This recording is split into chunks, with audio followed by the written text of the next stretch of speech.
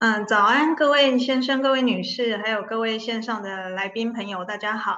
那欢迎大家参加 Cbre 世邦卫理事2021年第3季度越南工业与物流业的实力、韧性、持续扩张的线上论坛。那我仅代表 Cbre 世邦卫理事，谢谢各位今天热烈的参与。那我们也很开心，今天线上其实已经有超过大概300位的贵宾在线上。那他们来自于越南、中国跟台湾等各地。那我是 Tina 詹桂琪，目前担任世邦卫理事台湾分公司资本市场部的副董事职务，那也担任今天论坛的主席。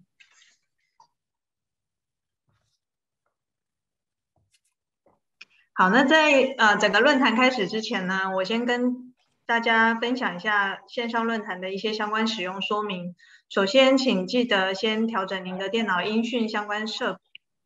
那另外就是需要打开您的 Q&A 问答视窗，也就是说，您可以在问答视窗向主席或者是讲者来做一些相关问题的提问。那我们也会在线上立即回复您的问题，或者是在会后再提问回复您的提问。好，那接下来呢，就是如果您要离开会议的话呢，其实您只要按离开会议的视窗键，就可以随时离开。那如果要再重新加入的话，只要随时再进入即可进入线上的论坛。那这个论坛在即将结束的过程当中呢，会跳出一个需要您做问卷调查的一个视窗画面。那也请线上的贵宾花几分钟的时间跟大家回馈您的一些意见。那您可以透过扫描二维码或者是连结的方式来填写我们的调查内容。好，那接下来其实要跟大家分享一下今天会议的主题，分为5个议程，那其中包含4个讲题跟最后一个线上交流的部分。那紧接着我也介绍一下今天的讲者跟今天的主题。第一个讲题将是由我本人代表世邦卫理事台湾分公司跟大家分享2021第3季度的一个区域的工业用地市场分析。那第二个讲题将是由世邦卫理事的越南分公司工业物流服务的陶明仁资深经理来跟我们分享越南的工业跟物流的一个市场的概况。那第3个主题呢，我们是邀请到了 BW 工业发展股份有限公司，也是越南当地非常知名的工业地产的开发商陈楚宏 Michael 销售总监，我们欢迎他。那另外一位呢，我们也特别邀请到中国目前在电商领域的翘楚京东业发 JPD 的叶斌经理 Robin，欢迎您的参加。那也欢迎你们来跟大家分享主题，它的主题是越南一个新兴的电商市场。那最后呢，将是由以上4位讲者跟线上的来宾来进行线上交流的部分。那紧接着呢，第一个议程将由我本人来跟大家分享工业物流的一个区域市场的概况。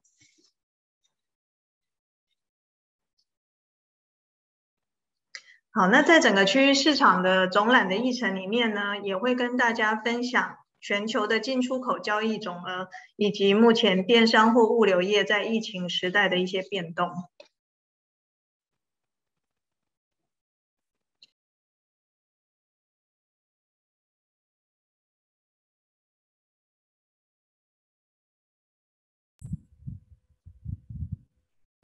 OK， 好，我了解。可是我刚刚已经按了，为什么又跑出来了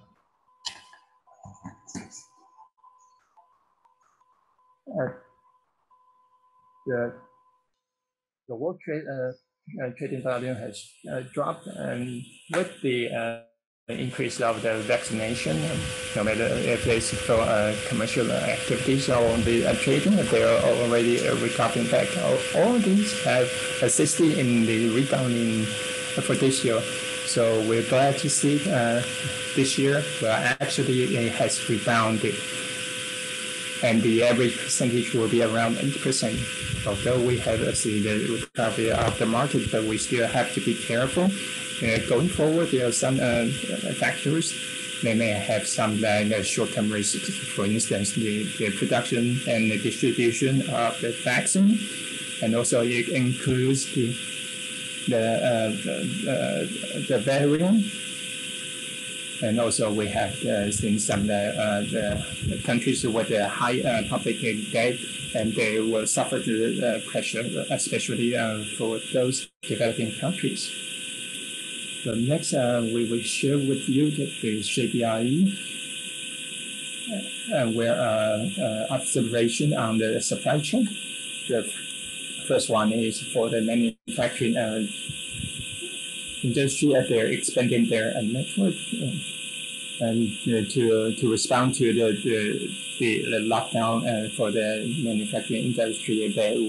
They're also looking for the diversified production and also source of their materials. And the second one is they have to increase their local inventory, because the manufacturing industry, they're diversifying their production basis, and that's why they need to increase their local inventory, and also the space for the inventory. Well, before the people care about it just in time, but in this time of a change, they have started to switch to another strategy that's just in case for the contingency plans. And the third perspective is they need to approach close to the consumption market, so they have to increase their inventory. So because of the pandemic, the demand for this has been increasing. Next, you can see the e-commerce. The trend in the global market, well, in 2021, and you can see on the right-hand side, the total trading volume for e-commerce is 13.5 trillion. But back in 2019, that was 12.6 trillion. And also you can see the online and offline trading. You can see the trading volume has increased by 5 times, and you can see from this one, both online and offline trading has increased. And next, let's observe the circumstances for the industrial and logistic, and these are the area that investors are most interested. Up until the May of this year, a study by the Cbre, the investors' investment and object has been switched to the industrial property from other areas. And currently, the percentage is more than 30%, but actually, this is more than 50% in the Asia Pacific area. Before the office was the hotspot for this one, but right now the investment has turned. The investors have turned their interest to industrial land. And next, let's look at the outlook for the 2021 and 2022 for the industrial land. We have 3 spots. The first one is on the e-commerce. Because of the pandemic, a lot of the consumers, they have increased their demands for consumption online, and this has created a new high in last year. Going forward, we still expect the logistic need will increase because of the increase in the online or the e-commerce increase. And the other thing is for the global trade, because the export volume has been increasing, and the uncertainty from the UK's Brexit has been eliminated, including the US trade agreement, and with the Europe has been more clear. And also the China also has signed the RCEP, that's a comprehensive trading partner agreement. So going forward, the export volume is promising. And the last point is the supply chain diversification, because of the considerations of so many other factors. The supply chain has been disrupted. China's manufacturing policy has been concerned by many factories. They have to store more inventories locally to evade the disruption of supply chain. And we have also mentioned about the pandemic increases the trade volume for the China side. We have seen the labor cost is increasing, and also the regulations have become more stringent, and also the control of energy consumption. And these have more made the manufacturing industries moving from China to Indonesia, Vietnam, and Thailand. And for these countries, they have also signed the FTA agreements with China and also other incentives. So these are the large-scale public projects have started, and this has made the manufacturing industry starting to move to the surrounding areas and countries. And before we enter the next subject, we can see the comparison between Vietnam and the neighboring countries. In terms of GDP, Vietnam is state competitive, and the GDP growth rate is above the ones for the other countries. And also for the working force, you can see that between the age of 25 to 40, the percentage is more than 30%. And with this competitive age, this has already attracted the investors and manufacturing and industries to invest in Vietnam. Next, let's see the strategic positions of the logistic and industrial land. And next, I will introduce Mr. Nam Thao on the Vietnam industrial market, land market.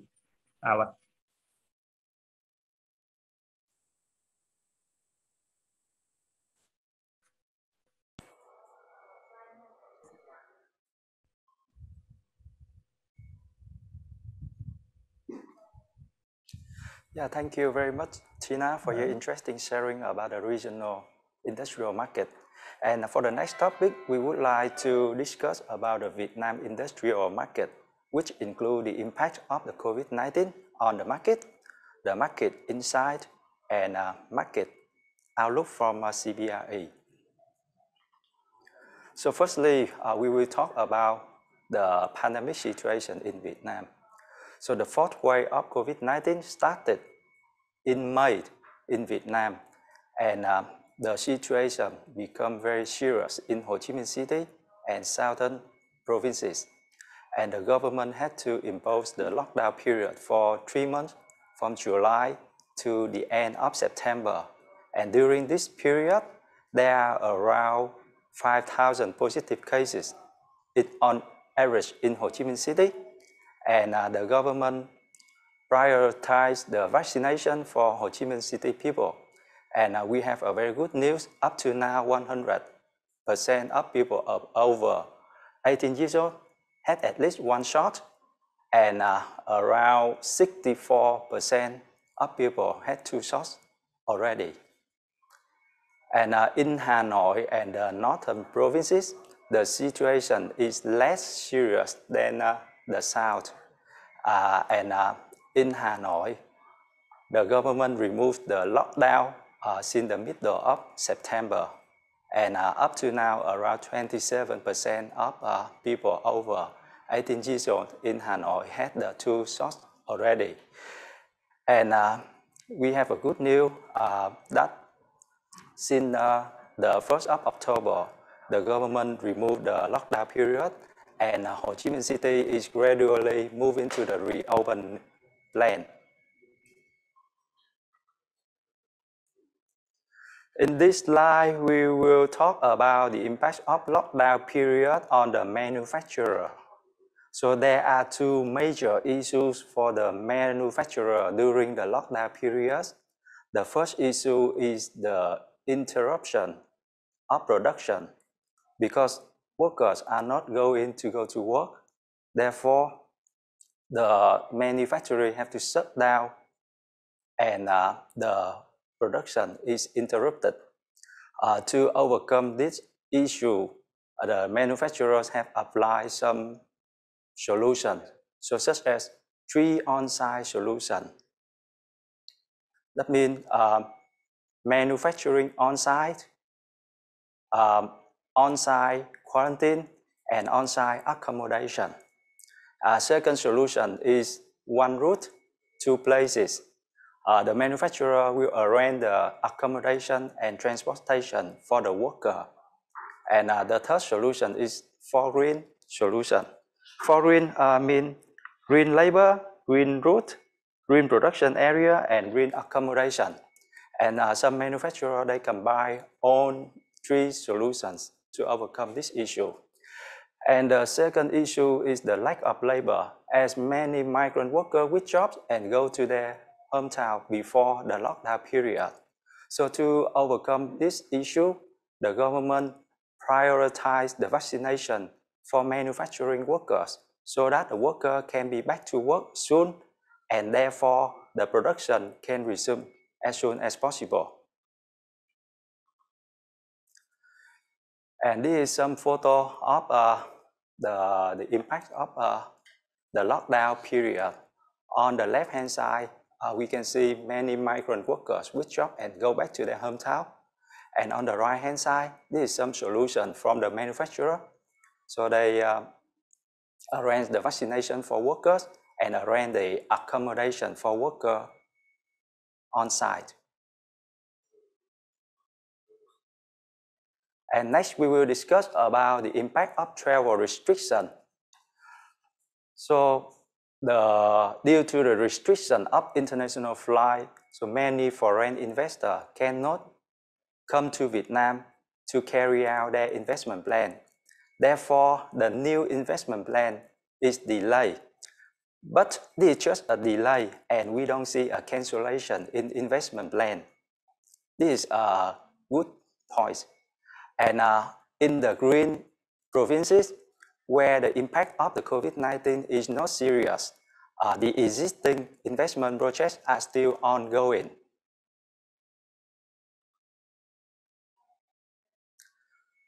Next, we will discuss about the FDI in 2021. So despite the fourth wave of COVID-19, FDI still increased slightly in the first 9 months of 2021 compared to the last year. And among the industry, manufacturing still ranked number 1 and account for 55% of the FDI, followed by the energy 25% and real estate 8%. So we can see that the manufacturers are still very interested in Vietnam, and they are still investing into Vietnam market. And despite the COVID situation, the government are still investing heavily on the infrastructure. Here, there are 3 major infrastructure projects in the north of Vietnam. For example, Hanoi Hữu Nghị Expressway will be completed in 2022. Vân Đồn Móng Cái Expressway will be completed in 2022 as well. And Ninh Bình Hải Phòng Expressway will be completed in 2023. And here are some photos of the construction of this expressway project. And in the south of Vietnam, there are 4 notable projects. The first project is Long Thành International Airport. The construction started in January this year, and the phase 1 of Long Thành International Airport will be completed in 2025.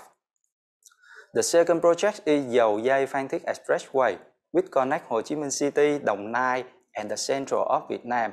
And this project will be completed in 2022. The third notable project is Bến Lức Long Thành Expressway, which connects Long An and Đồng Nai, the 2 major industrial regions in the south of Vietnam. And This expressway is expected to be completed in 2023. And finally, Trung Lương Mỹ Thuận Expressway, which connects Ho Chi Minh City and Mekong Delta area, will be completed by the end of this year. And here are some construction photos of this project. So we can see that the infrastructure is being developed very well in Vietnam with the great effort from the government. Now we will discuss about the industrial land supply in Vietnam. In the north of Vietnam, the total supply is around 18,000 hectares and occupancy ratio is around 70%. However, in Hanoi and nearby provinces, the occupancy ratio is more than 90% already. And in the south of Vietnam, the total supply is around 30,000 hectares and occupancy ratio is over 75%. And similarly to Hanoi, Ho Chi Minh City and two traditional industrial provinces, which are Bình Dương and Đồng Nai, the occupancy ratio is more than 90%. And in general, the supply of industrial land in both North and South Vietnam is very limited right now. And it will continue to be limited in the coming years because many new industrial parks delay the construction due to the pandemic situation.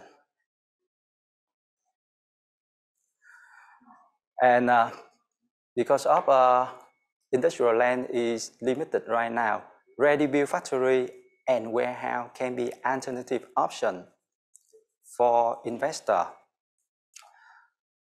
In the south of Vietnam, total supply of warehouse is around 3.5 million square meter, and total supply of ready-built factory is around 3.2 million square meter.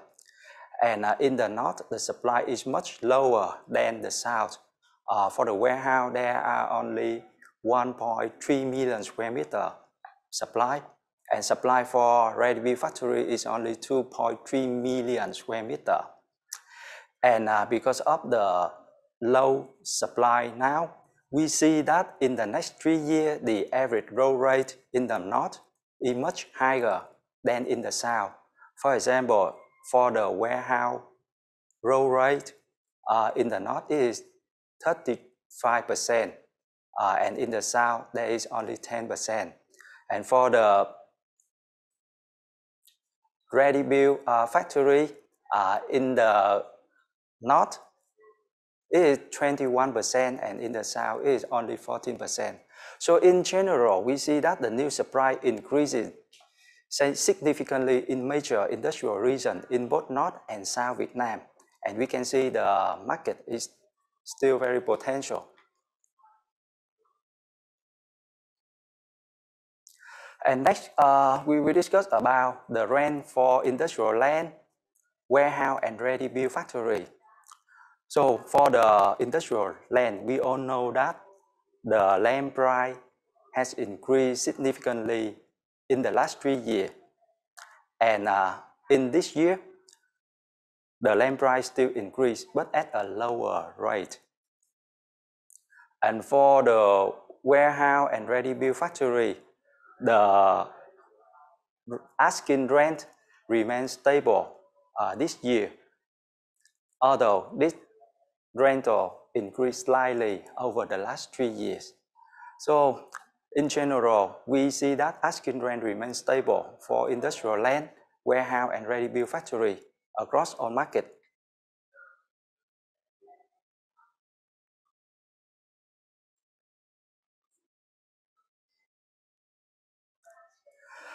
And in this slide, we will discuss about the nation that are invest into Vietnam. So Asian countries continue to expand investment in Vietnam market. And we see that the top 6 nations that have the highest FDI in Vietnam, all are from Asia.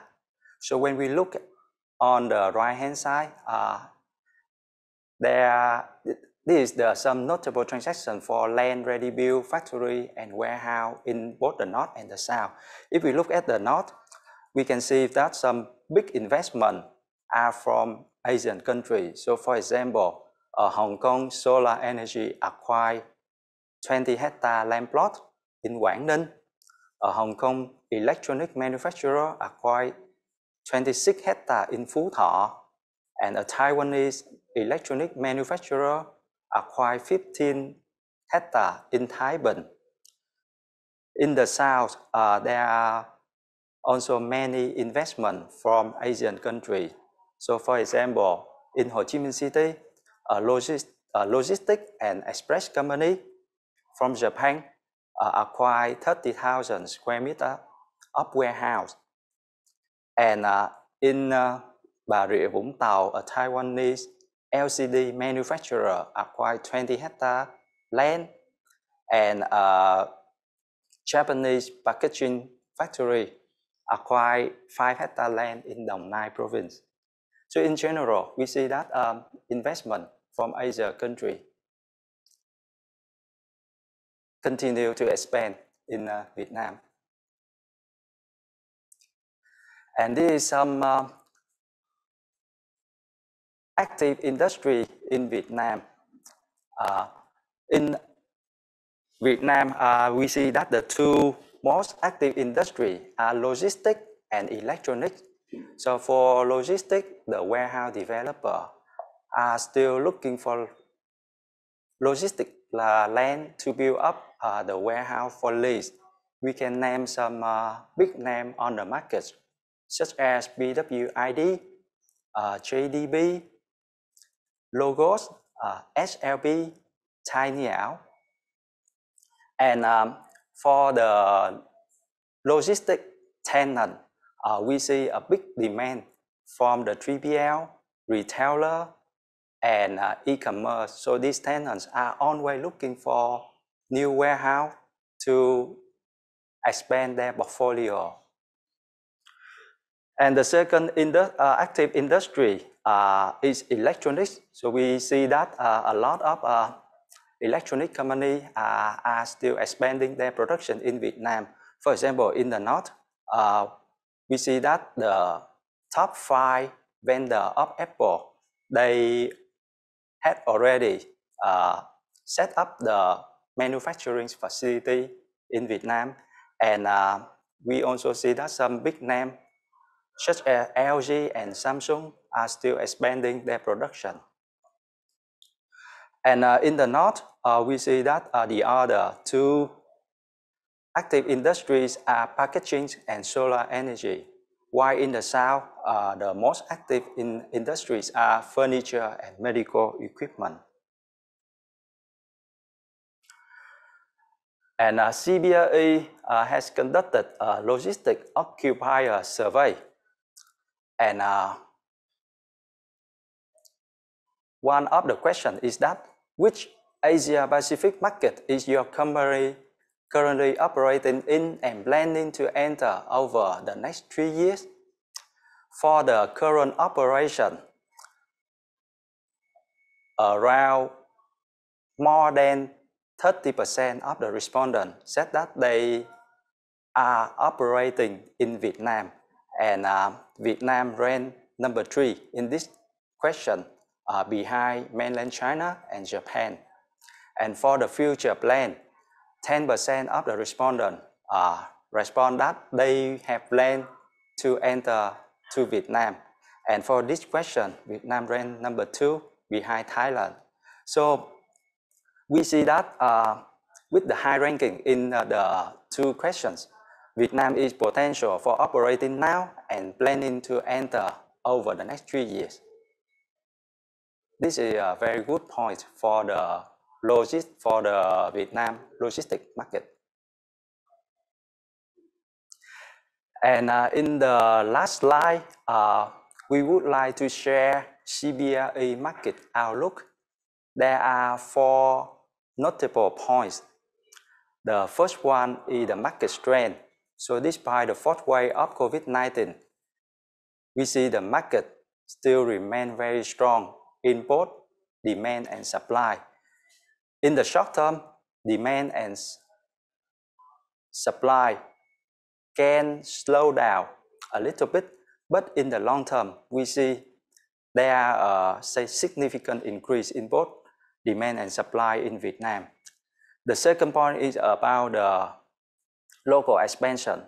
So we see that many manufacturers from both local and FDI are still looking for land-ready factory or warehouse to expand their operation in Vietnam. The third point is the sustainability. So we see that many multinational companies consider on the ESG is environment, social, and governance, because they see that the sustainable manufacturing can bring them the long-term benefit, and they want to commit their long-term land in Vietnam. And the final point is about the technology. As the travel restriction, many investors cannot travel to Vietnam, and therefore the landlord have to apply some new technology such as the virtual site visit, 3D tool, so that they can communicate with the new investor. And this is the final slide of my presentation today. And I would like to introduce Mr. Michael Chan from BWID for the next topic. Hi, Michael, it's over to you. Thanks for joining this webinar. Thanks Cbre for having me. So today I'm going to share with you guys the two main driving forces for Vietnam industrial real estate demand. There are two,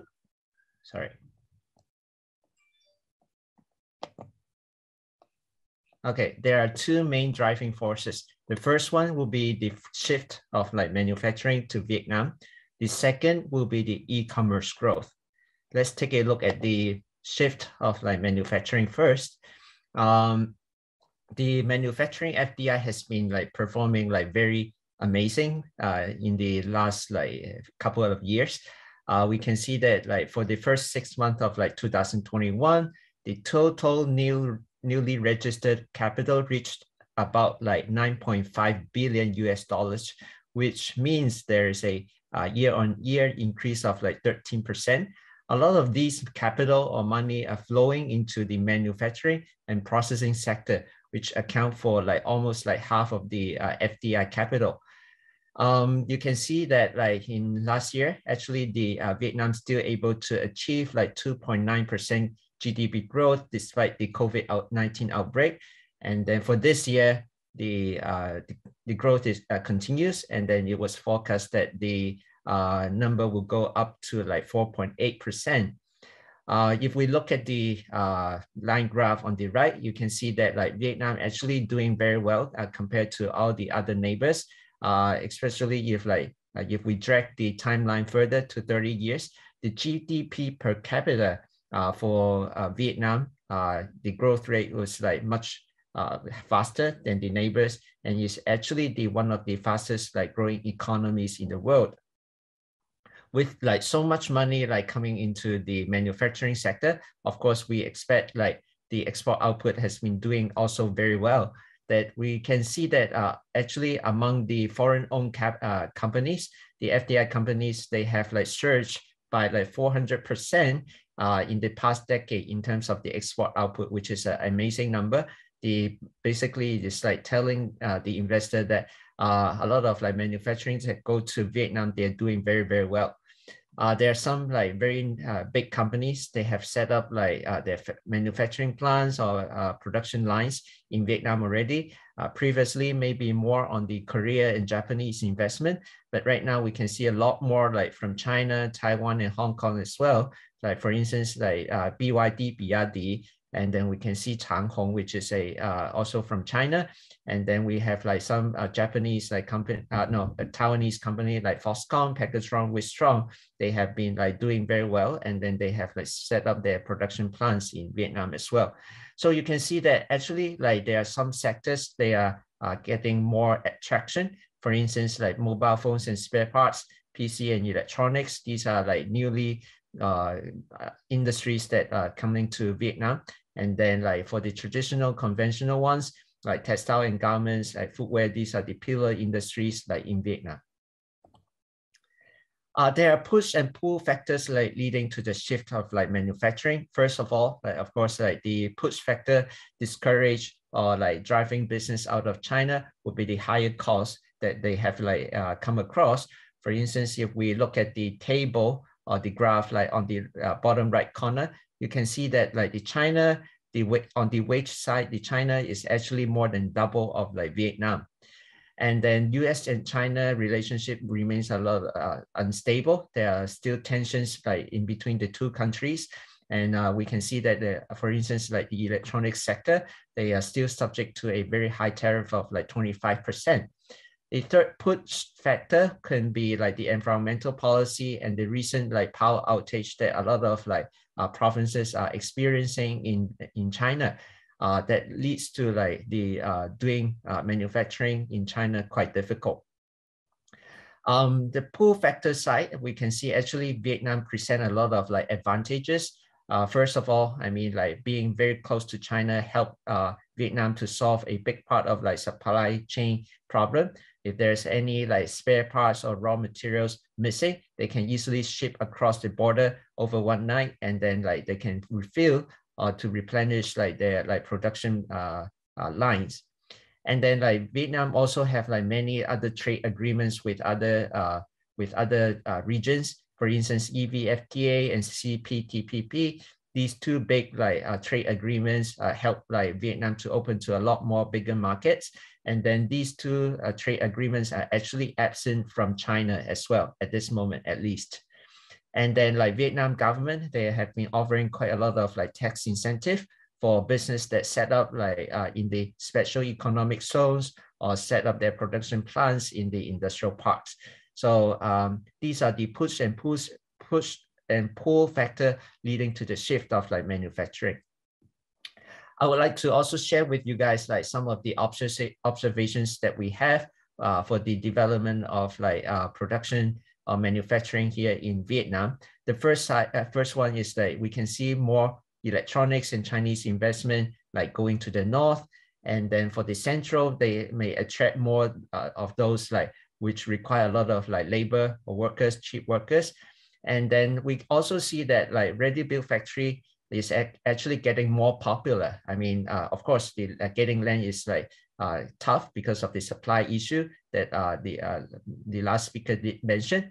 And then ready-built factory actually allows like business to have a very quick setup, and then the lower initial investment cost that actually help them to manage the risk.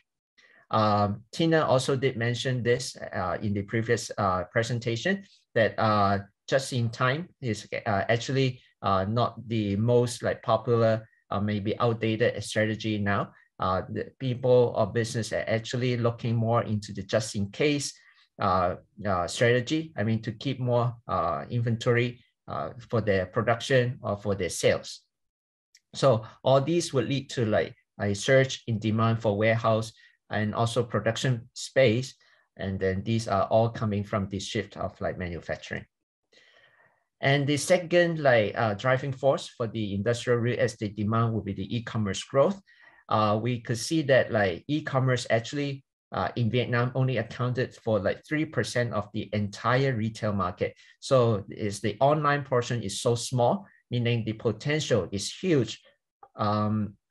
And then it was forecast that like for the upcoming 5 years, there will be a CAGR close to 30% for this like digital economy. And the e-commerce itself is going to have like 34% like CAGR growth from now to 2025. So it's an amazing number. The market is like huge. And then we can see a lot more players are coming into the market. Players from the e-commerce platform, the competition is intense. And then the last mile delivery as well. They are competing in terms of like the delivery time, like service reliability. All these, in order to support their business, they need warehouse at a strategic location to cope with their expansion. we could see that, like, of course, location is the key. I mean, like, it's like not so easy to find land, but it's like very important for these like e-commerce platform or last mile guys to have a strategic location to serve their customers, especially like in CBD of like Hanoi or in Ho Chi Minh City. The traffic jams can be terrible. And then we can also see some of these like last mile guys, they tend to have like build to ship options. They prefer to have like a warehouse that can support to maximize their operation efficiencies. And then 4-side loading bay would be some of them. I mean, could be one of their building requirements. And then we have actually done some build to ship project for Shopee and Best Logistics and some of the last mile guys. And then we can also see that like probably the multi-story building is getting more popular because of the higher land cost and limited supply of like industrial or logistics land within the city area. So these are my sharing for today. Let me pass to Robin so that he can share with you guys from the JD property perspective. Thank you.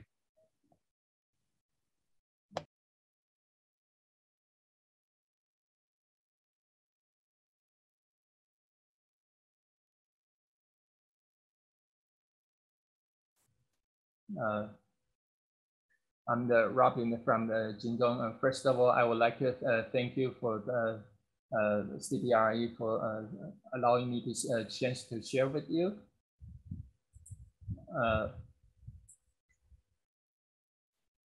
Before my analysis of the e-commerce market, I will first analyze the market potential in Vietnam. First of all, the manufacturing industry. The development will increase the income of local people and will boost the development of the e-commerce, and also from the evolution of the manufacturing factory, including the China-US trade and the free trade agreement.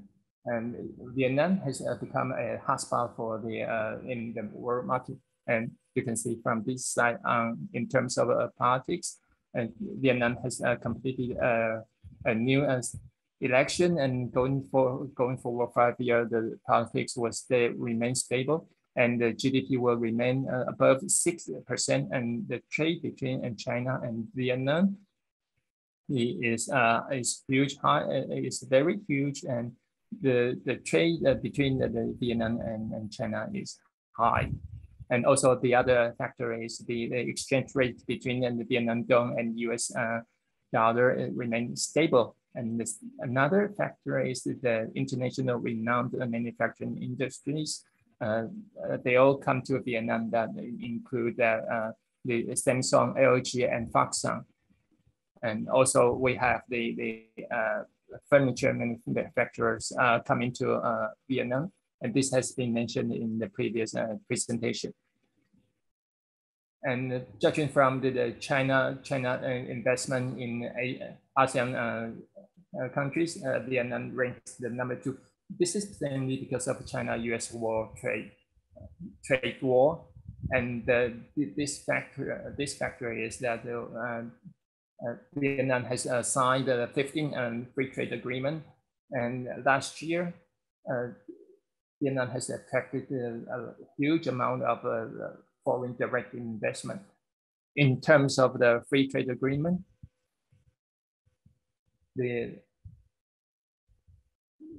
Vietnam has enjoyed a huge amount of trade surplus. This is because of the manufacturing industry and e-commerce industry. In terms of the population, the population is around 100 million, and the structure for the population is relatively young. This is one of the reasons why manufacturing industry is going to Vietnam.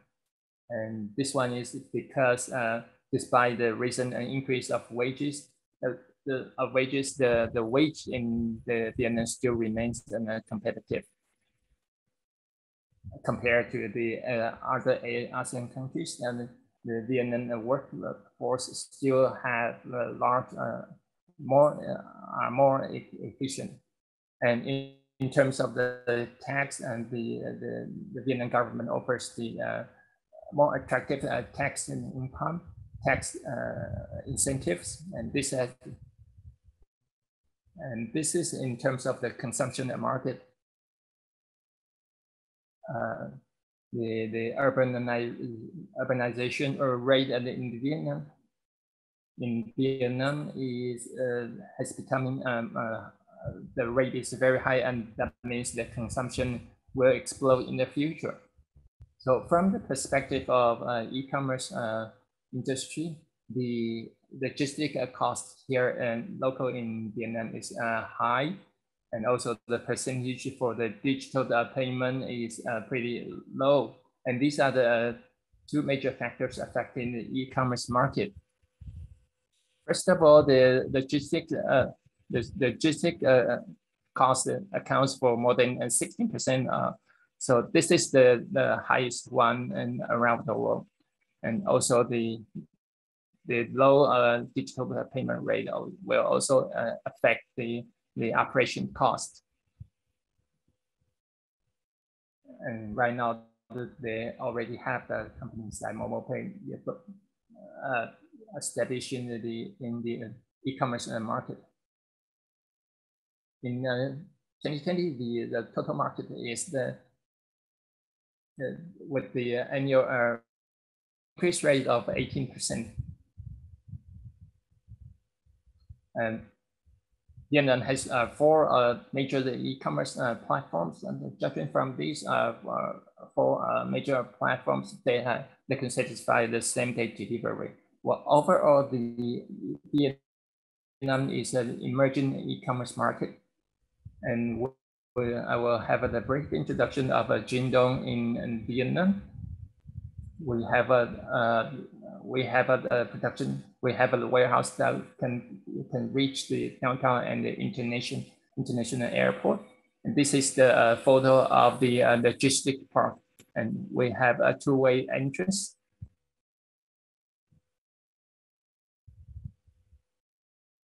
And this is my sharing today. Thank you very much, and I'll turn the floor to Tina. Thank you, Michael, Mike, Robin, for your presentations, and our Yen senior manager. Actually, there are some friends asking questions online, asking how to receive the report today. You can scan the QR code on the screen, and you spend 2 minutes and fill out the survey today, and then we will send today's presentations to your email box. So please take some time, scan the QR code. And we would like to thank the speakers for their presentations. We have received several questions. Next, we will go to our panel discussion time. We will have the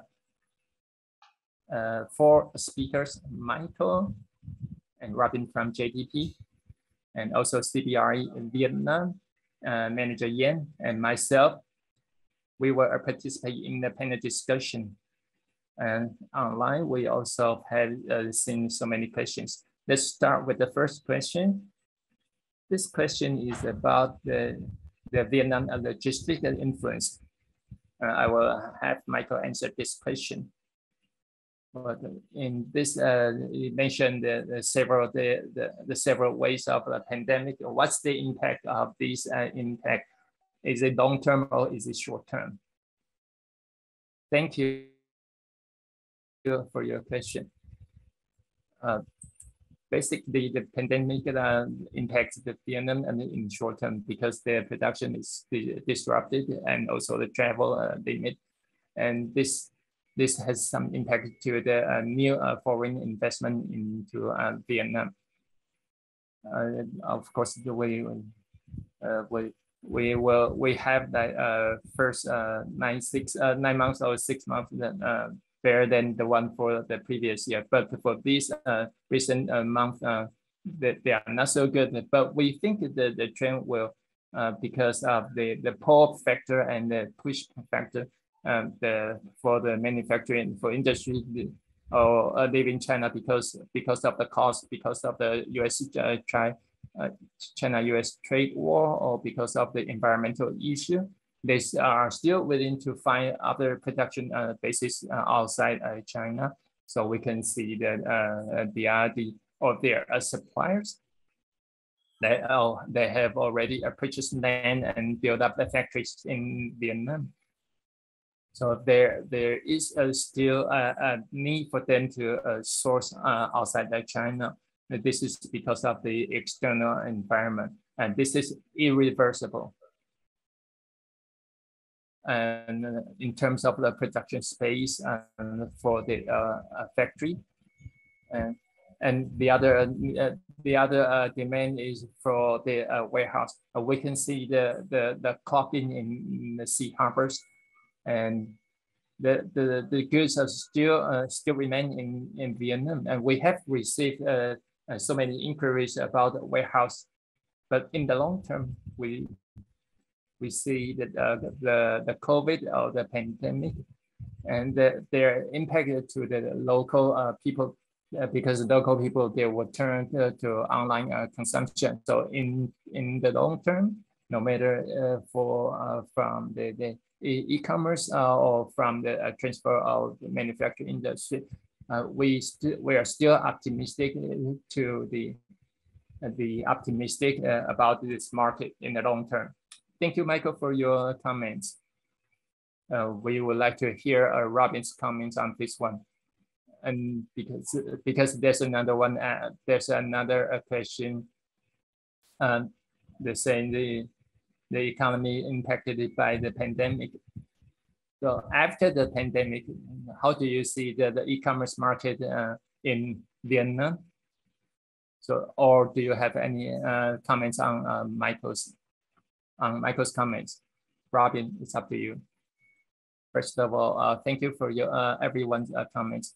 Well, Michael has mentioned the e-commerce market and also the manufacturing industry factors, and they are related to each other. And I've also mentioned that there are several factors affecting e-commerce. The first one is the income level, and the second one is the logistic industry level. And the third one is the digital payment development. First of all, from the manufacturing development, Michael has explained in his presentation about the long-term and short-term influence. I think this has some impact, or this will boost the local consumption. The second thing is about the local logistic market. And we have to see so many local players entering this industry, and also the government is boosting the infrastructure for this industry. Going forward, we will see more development in this industry. And the last one for the digital pay, with the Momo Pay or the other players coming into this industry, and also the younger people's interest in the e-commerce market. We believe going forward, the e-commerce development and also the digital market is promising in the future. Thank you, Robin, for your sharing. Next, there's a subject. We would like to have the Yan answer this question.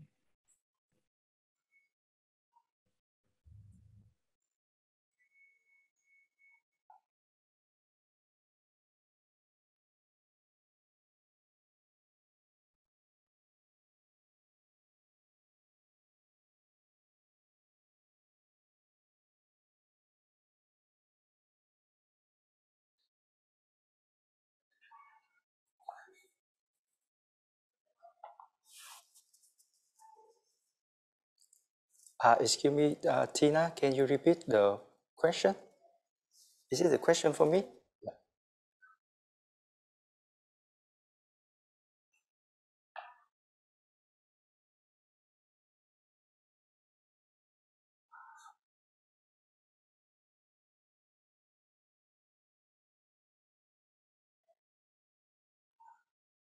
Okay, thank you, Tina.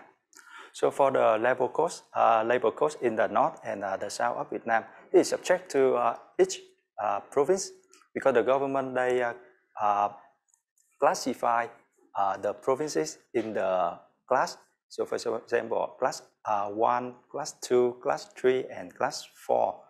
And we see in general, most of the industrial provinces is in class 2 or class 3. And in average, the labor cost in the south is a little bit higher than the north, because all of the industrial provinces in the south of Vietnam, such as Bình Dương, Đồng Nai, and Long An, is class 2, and in the north only few provinces is class 2, which is with labor cost is a little bit higher than class 3, the other provinces.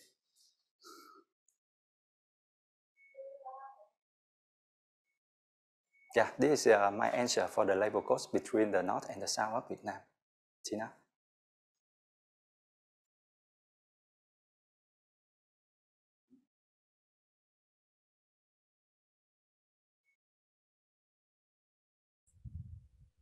We have questions asking about the niche process, such as coal supply, the storage. What's the development and what's the demand for the going future 5 years? For this question, I think I will forward this question to Michael about the coal supply chain market. What's the prospect for the future 5 years? Michael, it's up to you. For coal supply, this is especially needed in South Vietnam, because the consumption and labor of their habits and everyday life habit, they consume the frozen food. They have much higher percentage of this one. And the second thing is they're near the production basis of seafood and farm products. So in the south, the demand for the coal supply chain is higher. So we are optimistic about this market. We have reached some of the companies that they have the need for this coal supply chain. We think going forward in the future, the development is promising. It's like the development in China during the last 10 years. What people used to get into to purchase things in supermarket, and going forward, people will be able to purchase the farm products or seafoods from overseas.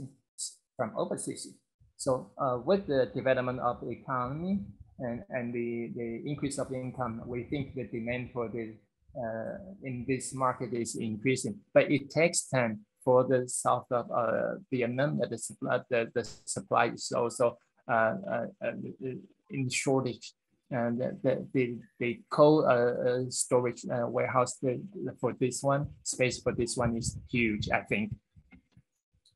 Thank you, Michael.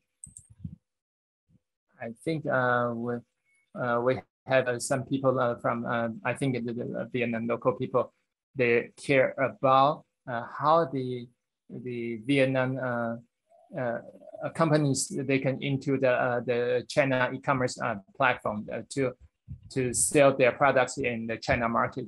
So we would like Robin to answer this question. Thank you, Robin.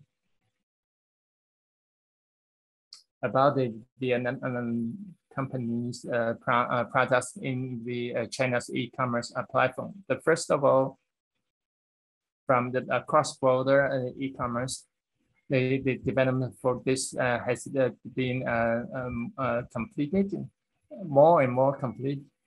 For instance, Alibaba or Jingdong, they have the one-stop cross-border service. If you are interested, we can have a private exchange of this one. And the second thing is for the agricultural products.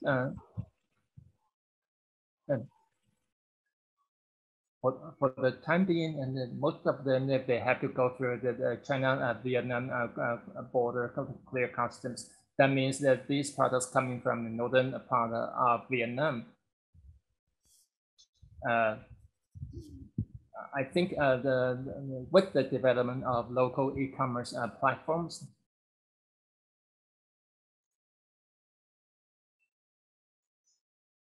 and the logistics systems development in the local market, I think in the future, the Vietnam's profits, if they want to sell them in China or around the world, that will not be a problem in the future.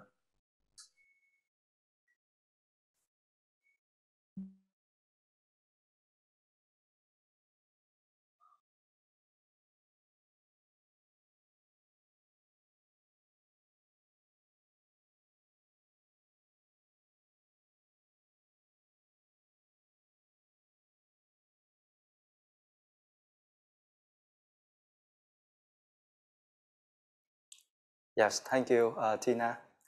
Yes, you are correct. During the pandemic lockdown period, we see a lot of orders have been shifted to the other country from Vietnam. We see that this is just a short term and one-off, because due to the interruption in production, now the manufacturer have to shift this order to the other country so that they can meet the timeline of their client. But if we look at the long-term business plan, we can see that these manufacturers are still expanding their production in Vietnam, and Vietnam still remain a lot of attractive condition for investment. Therefore, we believe that in the long term, the production will continue, and there will be no movement from Vietnam to the other country.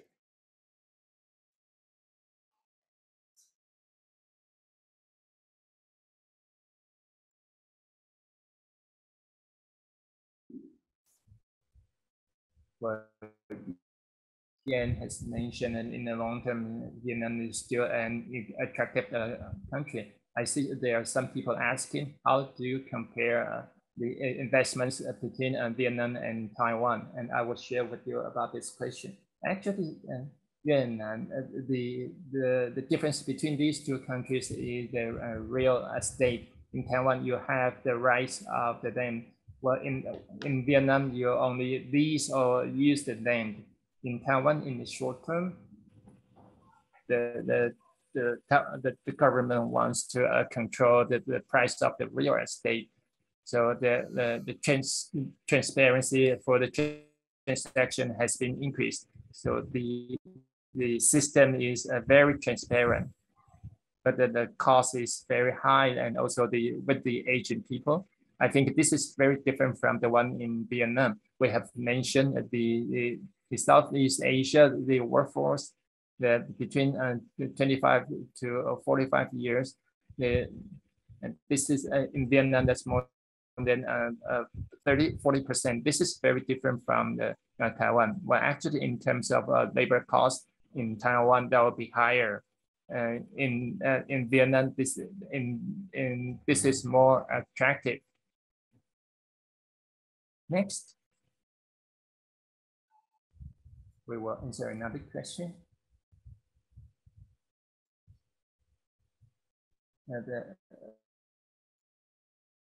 About the Vietnam development and solution. And what are your comments about the last mile for the logistic market in Vietnam? We will ask Michael and Robin for their comments. For the this last mile in Vietnam is especially difficult because of the transportation, because there are 64 provinces in Vietnam, and this is a long country.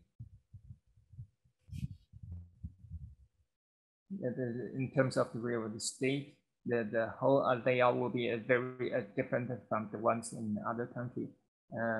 we have to also consider the railway factors. So your plan must have to be different from the ones in other countries. You need more warehouses. You need to be more time effective. So the south, central, and north part, maybe you need to establish hubs in these areas in order to reach the delivery within the same day or within several hours. But we still think with the population and the size of the country, the market is promising. We see new players, new companies coming into this industry. For instance, the companies from China coming to Vietnam, and also the company Fresh Slice is also coming to Vietnam. So everyone is fighting for this piece of cake. So who is more rich in the investment that will be the ones to have the gains in this market.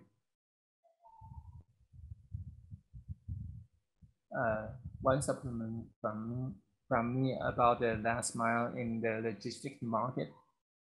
Well, the first of all, it's also mentioned by Michael, because we have so many provinces in this country. The major way of transportation is through the water. For the land transportation, is not so comprehensive. So for the Ho Chi Minh City and other cities, well, basically for large major players, they can handle this. But for the remote areas, this really depends on the country's investment in infrastructure. And this is the last mile for the development. And in terms of the international and versus the local logistic company, if we look at the China logistic players, they have a certain amount of investment in local market. For instance, one Chinese company, they have more than 500 locations in this country. They have covered almost all the provinces in this country. So for the last mile of this market, for these logistic companies, and I have to mention these 2 points that you have to like kind of combining these factors together with the local companies to complete the last mile development. Thank you, Michael. And because of the time constraint, and this is the last question.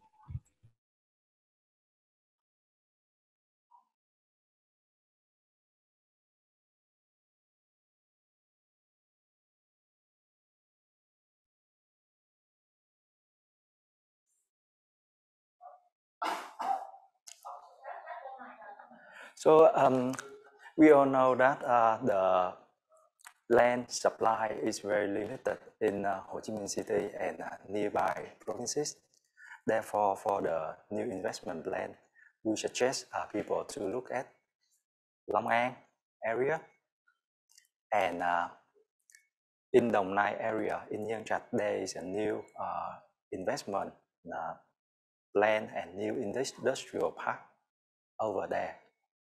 So in Ho Chi Minh City, it's quite challenging for a new investor to look for a new land, new industrial land. But in Long An and Dong Nai, it's possible. And our recommendation will be Long An and Dong Nai.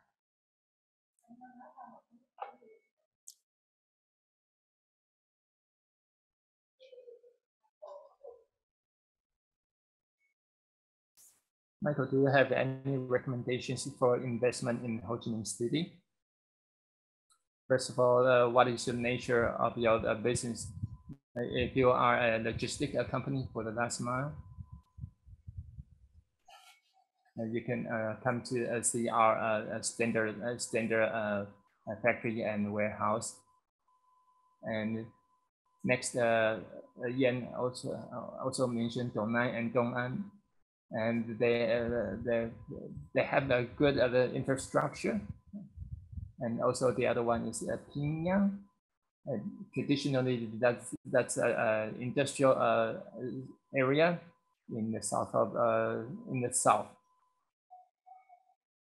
I think the supply overall in the south is well developed. I think the locations we have just mentioned have connections, and you can have same day traveling with the Ho Chi Minh City. Thank you, Michael. Thank you very much for your questions. And there's some questions that we don't have time to answer. So the online audience are recommended to contact the Cbre Vietnam or Michael or our speakers. And lastly, thank you everyone for coming to this webinar. Thank you everyone. See you next time.